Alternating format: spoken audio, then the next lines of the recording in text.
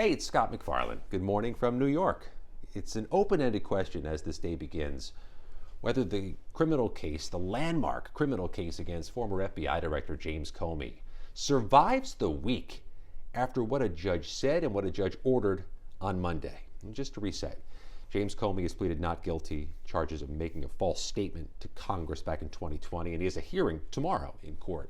What the judge said on Monday, though, is he's got some concerns that Comey's case is tainted somehow based on what prosecutors said to the grand jury and presented to the grand jury to secure the indictment back in September. And the judge listed like a dozen different issues he's flagging from this case, one of which is that he's got concerns the prosecutor might have suggested to the grand jurors that there's more, better evidence still to come that wasn't presented to the grand jury that day against James Comey.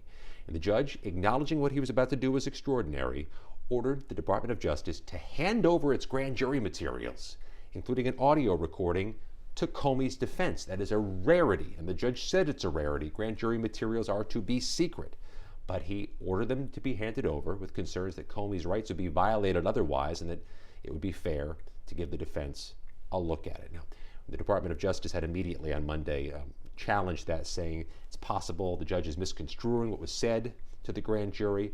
And this type of battle is going to go back and forth over matters in this case potentially for days and weeks to come, no matter what type of hearing, what type of matter they're arguing over.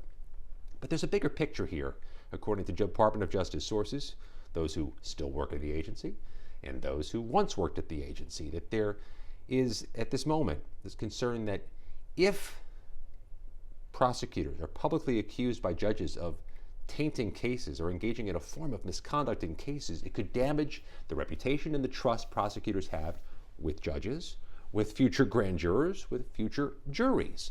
One Department of Justice source said that judge's ruling from Virginia Monday was both earth-shattering and jaw-dropping, a surprise to even those on the inside. No comment from the Department of Justice, but they have challenged this, and we expect to hear from them tomorrow in court.